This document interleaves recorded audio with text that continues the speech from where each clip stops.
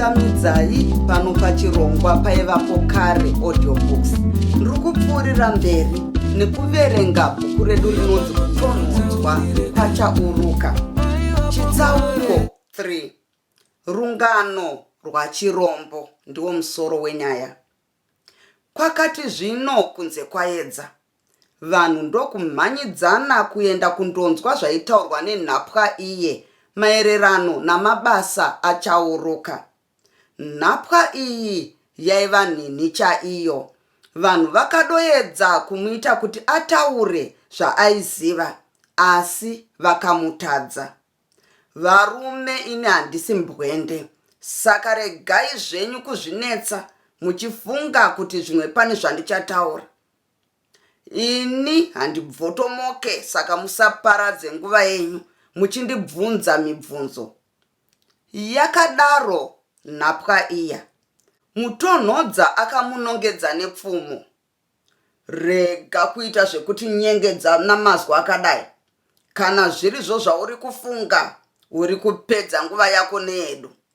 Tinoda kuziva chakananga nokukurumidza. Tichaita kuti ugone kutaura. Tine nzira zhinji dzokuita kuti utaure. Nzira dzisina kunaka, dzinodzimba zvisina mukare akamboona. Saka ukakurumidza kutaura, ndizvo chete zvingakuyamure. Mungangoita zvenyu zvose zvamunogona kuita, asi muchazvikungura pamuchabatwa nachiringwido nasherekete. Ndizvo zvauri kufunga nhai? Hauzive here kuti ava vaviri vakabayiwa muhondo vakafa? Takavakatanura zvihanzu zvavo zvematehwe embada, tikaona kuti zvakanga zvisiri zvipoko, asi kuti vanhu chaivo vakaita sesu. Zvitunha zvavo takazvipisa pamwe chete nechachimwecho. Kana uchifunga kuti tiri kunyepa, tarisa uone zvihanzu zvavo izvi. Akabva azviratidzwa namatamba nepfumo. Nhapwa iyi yakaridza mhere payakaona izvi. Yakabva yatadza nekubwaira kwose. Yakazotura mafemo pava paya. Unoti inazvo izvi? Mutonhodza akabvunza. Hapana chekutya apa, itai zvamunogona kuita. Saka tiudze kunogara chauruka pamwe nemagariro ake. Zvandataura pakutanga ndizvozvo, ndinopinduka kuvata kwete kutaura.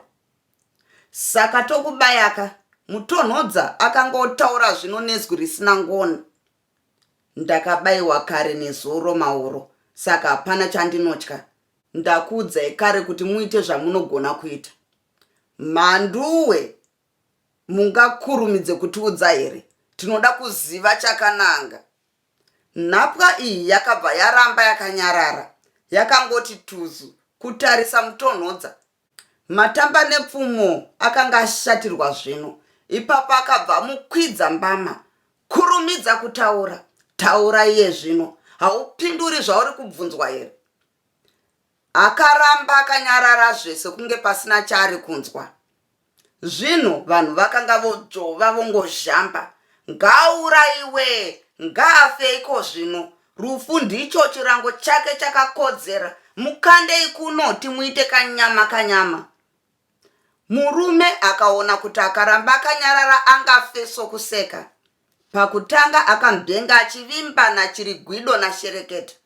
Paakanzwa kuti vakanga vafa, akabva apera simba. Saka kuti aponese mweya wake, akasarudza kudura zvose zvaaiziva.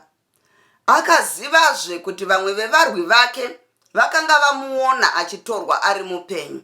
Saka kunyangwe akadzoka zvake kwavari, ivo vaizomuuraya chete, vachifunga kuti akanga avashambadza kuvanhu vamambo Dzumbunu.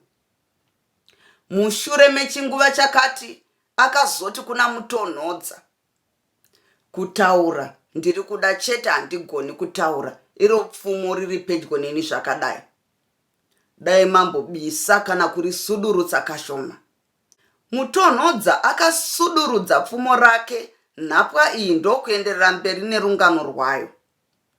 Ko, zvino kana ndichinge ndataura munozondiregerera ndiri mupenyu here? asi kana muchida kundiuraya mushure mekunge ndakuudzai zvandinoziva, chokwadi ndinofa nemitumbi mizhinji kwazvo. Ndinopika naamai vangu vakafa. Uchiri kuita zvokutyisidzira nhai, hauzive here kuti isu tiri vanhu vakasiyana chaizvo nevekwachauruka. Hatisi mhondi isu. Chatiri kuda chete ndechekuti utaure zvatakakubvunza. Iwe pachako ndiwo ungazviurayisa nokuti unenge waramba kutaura. Maoko amutonhodza akanga achiti zvinotande-tande netsinga. Unofanira kupindura zvakanaka uye uchitaura chokwadi kune zvose zvaunenge wabvunzwa namambo Dzumbunu. Mambo akatanga kubvunza zvichitsinhirwa naropa rembwa. Ropa rembwa rakanga riri rino rume refu rine tsapfu dzakakura.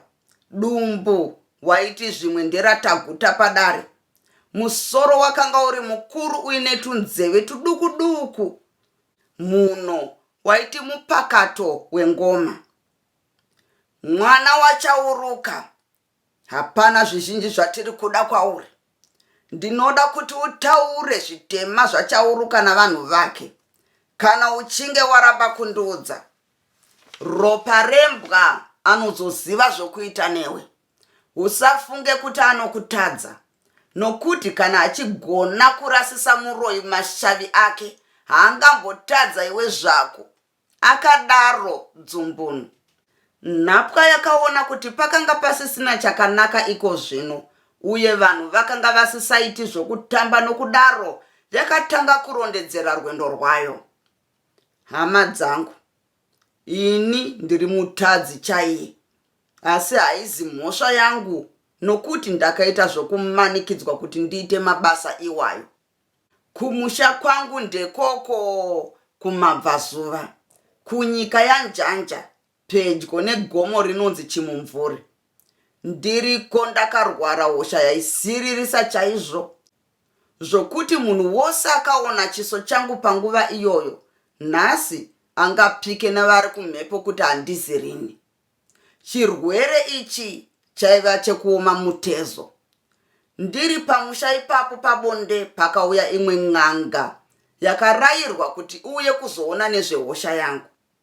Yakandipena-pena, asi isina kana kumborova zvayo hakata kuitira kuti ione chaindirwadza. Yakangoti, ini chauruka ndinogona kurapa zvirwere zverudzi irworwo, saka hapana chiripo apa. Wakaroyiwa iwe. Unoda kuti ndikurape? Ini ndakabvuma ndichiti ndaizopa n'anga iyi 20 emombe. N'anga iyi yakaramba mombe dzangu ichiti yaizoda kuzogara neni kumusha kwayo, ndichiita mabasa ose andinenge ndanzi ndiite. Ndakaudzwawo zvakare kuti ndaizove munhu akasununguka anowana zvose zvaanoda nokuita. Ndakabvumira n'anga iyi nokuti chokwadi ndaisarudza kudya nyoka chaiyo inofamba pane kuti ndirambe ndiine chirwere chakadaro. N'anga iyi yakashandisa makona ayo, ndikanaya mushure mamazuva 4.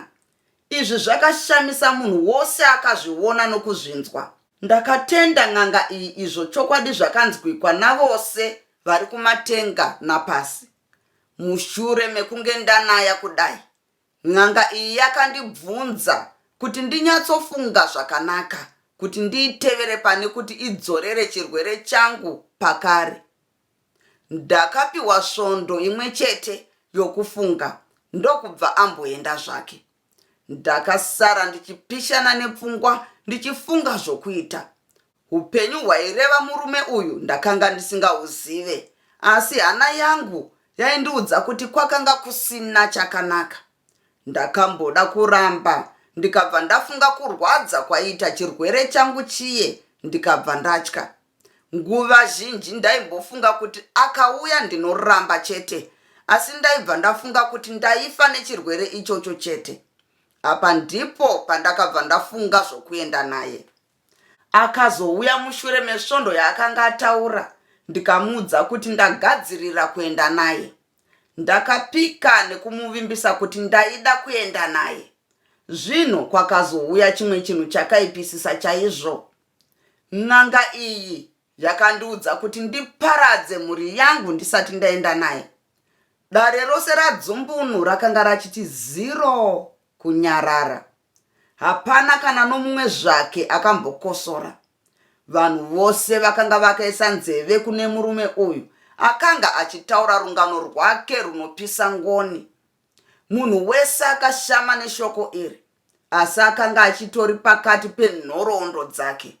Murume uyu akaenderera mberi nerungano rwake mushure mekunge ambotura mafemo. Kuparadza mhuri yangu, ndakadaro ndichinzwa shoko iri. Ini ndakaramba kuita zvandakanga ndaudzwa. Mira ndinyatsokutaurira mwana waamai. Unofanira kuiparadza, nokuti hapana anozosara achiichengeta. Kwatiri kuda kuenda hakudzokwi. Tinotonoroverako. Yakadaro n'anga iyi yafinyamisa kumeso. Ini ndakabva ndasimbira nerekuramba ndichimudza kuti hatimbofa takawirirana. Zvakanaka. Zvinoreva kuti waramba kuenda nenyika. Saka chirwere chako chinodzoka zvakare. Mushure mazvona ndochienda zvangu. Izvozvo panguva iyi n'anga yacho yakanga yatotakura mikwende nemitende yayo yoda kuenda. Yakasimudza rimwe gona rayo ndokufuridzira ichitaura zvimwe zvinhu zvandisina kukwanisa kunzwa. Nechinguva chisina kumaturo, ndakatanga kunzwa mitezo wangu uchioma ndokudzimbwa zvisingataurike. N'anga yakaoneka ndokuenda zvayo. Kwesvondo rose ndakarwadziwa kudaro, asi handina kutaurira mudzimai navana vangu chinhu chakanga chasakisa kuti chirwere changu chidzokezve. Ndakati zvino ndanzwa. Ndakatuma nhume kuti dzitsvage n'anga iye. Nhume idzi dzakati dzakawana n'anga yave kune nzvimbo iri kure kwazvo, asi yakanga yati yaikwanisa kudzoka kunze kwekunge ndaivimbisa kuti ndaizoparadza mhuri yangu. Ini ndakadzorera shoko kwairi ndichibvuma zvayakanga ichida. Vanhu vakatanga kuita meremere vachitukidzira. Vamwe vakati, unonyepa, unoda kutibata maziso. N'anga iyi yakanga iri kupi? Nhume dzako dzakaziva sei kuti ari panzvimbo iyi? Dzumbunu akasimudza ruoko. Vanhu ndokubva vamboti mbombombo kunyarara. Inzwaika, kana paine munhu anoda kuita zvokutamba nedare. Haana kuzopedzisa muromo uyu, nokuti machinda akanga asimuka, achitarisa nzvimbo dzaiita zhowe iri. Pakavazve nerunyararo rukuru. Taura zvako. N'anga yakadzoka rwechipiri ndokundiudza maparadziro andaizoita mhuri yangu. Mushure mamazuva 3 ndakazongoona mhuri yangu yava zvituna. Ndakabatwa nokutya kukuru kwazvo. Handina kukwanisa kuvachema zvakanaka. Chauruka akandibatsira kuvaviga. Vavakidzani vangu havana kuda kuuya pamashura akadaro. Vakataramukira kure ndokuramba kuuya kuzondinyaradza. Ndakazopiwa mushonga wekuti ndirege kumukirwa nengozi. Ndakaunganidza twangu ndokupinda munzira tichienda. Hapana munhu akada kuziva nezverwendo urwu, nokuti vaitya kusara vachimukirwa nezvakanga zvaitika pamusha pangu. Tava munzira, ndipo ndakazoudzwa kuti n'anga yaigara mugomo rinonzi Maunganidze, asi iye muridzi airishevedza kuti mupfumisi. Ndakaudzwa kuti kumadokero kwaro kwaiva nenyika yomumwe mambo ainzi Dzumbuno. Ndakaudzwa mamiriro aro nezvose zvaiva mukati. Chakandityisa zvikuru irima iro akati raivemo. Akati rima iri rakasvibisa binga zvokuti ukamira nhanho dzakati hawaikwanisa kuona chinhu. Akandiudza kuti mubinga umu mune miti yakarumatidzana zvokuti uya uone. Zvekare maityisa pachokwadi. Maitogarwa navane hana hobvu. Mukati mebako iri mune kakova kanoerera gore rose. Rukova urwu rune madziva makuru namaduku anogara akangozara mvura.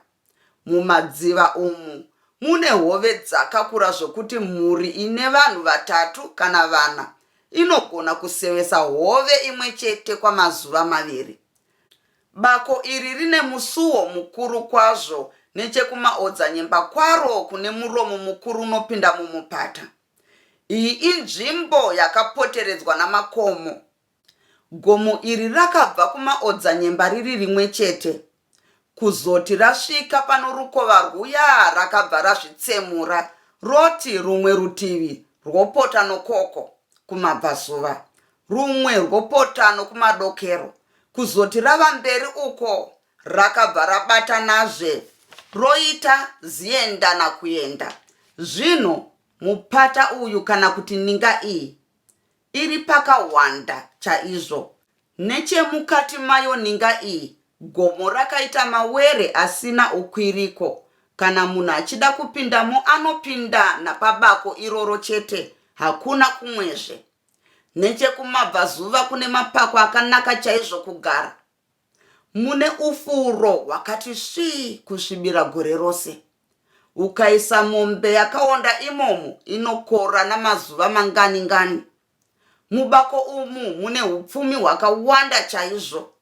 Mune mbudzi, mombe, hwai nezvimwe zvipfuyo zvakadaro.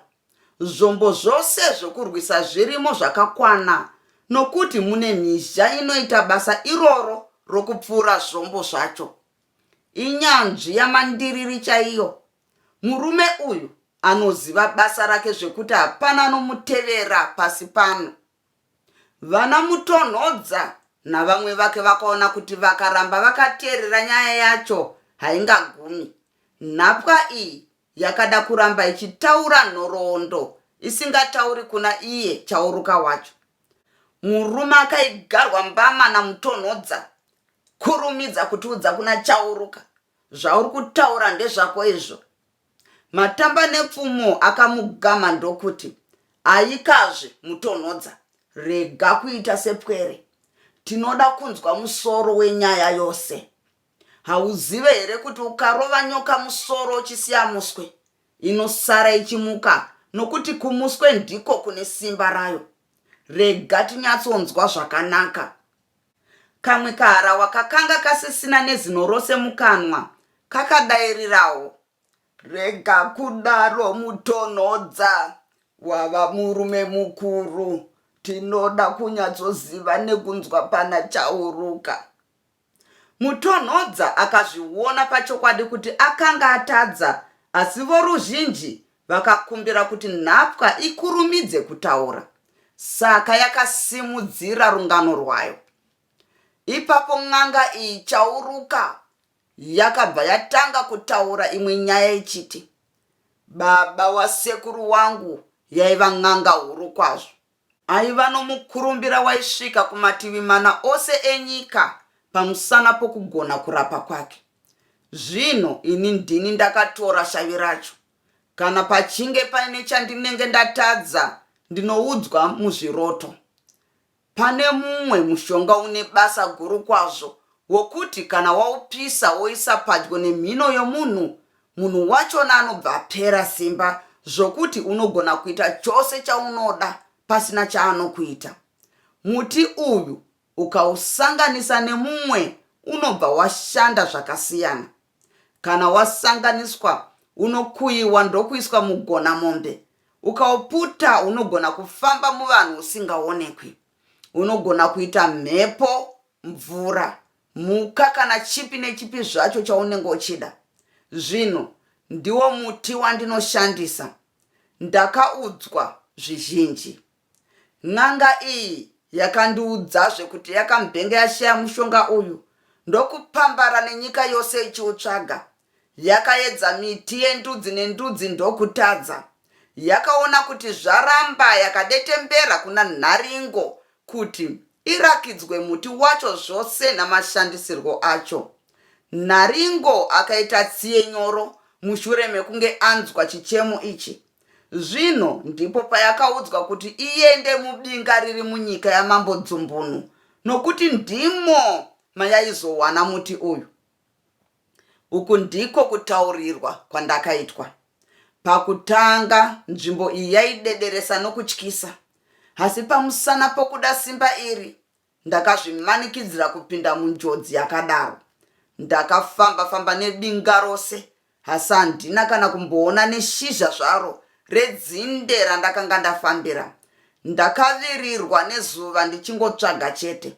Saka ndakatya kufamba mubinga rakadaro usiku, ndokubva ndangorarawo zvangu mune kamwe kapako kandakaonamo, nokuti mune tuzvikomo. Ndirimo ndakatsitsirwa nehope zvandisati ndamboita kudzamara ndikarota ninga iyi yandakazoita muzinda wangu. Sekuru ava vakandiudza zvakare kuti madzinde andaitsvaga akanga ari muninga iyi. Ninga yacho iyi ndiyo yava muzinda wangu nhasi uno, kwete kapako kandakarotera ndiri. Ndikowo kwandakanowana madzinde aya. Rungwanani rwacho ndakaenda kubako randakarakidzwa, ndikasvikowana muti uya, ndokubva ndatanga kuongorora bako racho. Ndakaona mumwe muromo wokuti vanhu vatatu vanokwanisa kupinda panguva imwe chete. Musuwo uyu ndiwo unopinda muninga iya. Ndakapinda mukati ndikanowana zvakawanda chose. Kwamazuva matatu ndabvongodzazve nzvimbo iyi kuti ndigonyatsoona zvakanaka. Mushure mazvona ndipo pandakazoenda kunotora vadzimai vangu pamwe navambuya vangu vachimwecho kuti tizogara tose imomo. Ndiko kuudzwa kwandakaitwa nen'anga iyi tiri munzira kuenda. Zvose zvakataurwa nezvebako neninga ndezvechokwadi, nokuti ini ndini ndakava munhu wechina kugara mubako imomo. Takazotsvaga vamwe vakadzi tichipamba sokuziva kwamunoita. Tisati taita hondo nemi, kwakanga kwava navanhu vanosvika 100 kana kuti churu chimwe. Taingova varume navakadzi chete pasina vana, nokuti takatemerwa nyora dzekuti tisaberekane. Chauruka akaitira izvi kuti pasazove nemunhu anogaramo kana achinge afa. Akati musi waanofa tose tinobva tafawo, asi ndiye anopedzisira. Munhu wose akadyiswa mushonga wokuti ateerere iye chete, nekuti zvinoponesa iye chete, kunyangwe munhu wachona ari panjodzi yokufa. Akaitira izvi kuti agoparadza dzinza nepfumo raDzumbunu, ndokuzosara otora nyika yose kuita yake. Kune mombe dzinokwana kana kupfuura 400. Iyi ndiyo inyaya yachauruka yose. Apedza kutaura, munhu wose akadzungudza musoro pamusana pokunzwa mabasa akadai. Mambo Dzumbunu navanhu vake vakaudza nhapwa iyi kuti vachamboenda kunodya, vagouya kuzotaurirwa mafambiro emiti yachauruka. Nhapwa iyi haina kana kumbopiwa nekai zvako kokudzora mwoyo. Ndatenda nekuteerera kwenyu.